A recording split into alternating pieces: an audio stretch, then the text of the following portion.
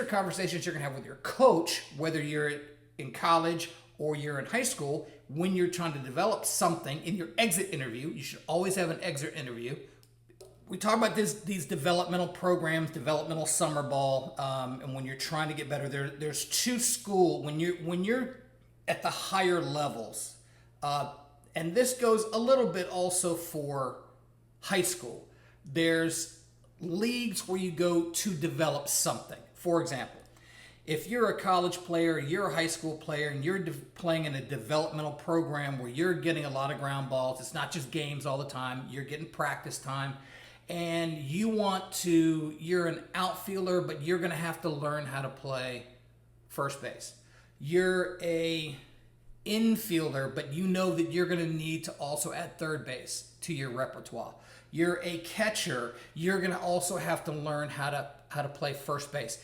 So in these developmental leagues, it's not just getting better at your position, even though that's many of the guys that are out there. A lot of the guys out there in these developmental leagues are trying to add something because maybe the coach has told them, like, look, we're going to move you to third base next year. So over the summer, you need to get a bunch of reps in at third, or we're going to platoon you with somebody else behind the plate, but we need help at first base. I need you to.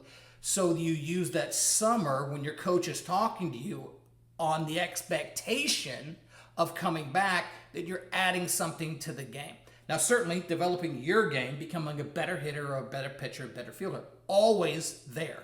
But in many cases, you're learning another position, or you're trying to transition to do something else, or you're moving from the bullpen to a starting role. So these are conversations you're going to have with your coach, whether you're in college or you're in high school, when you're trying to develop something in your exit interview. You should always have an exit interview. That's the spring when the season's over, before everybody goes home. Sometimes it's an exit interview on the bus with everybody, just on the drive back.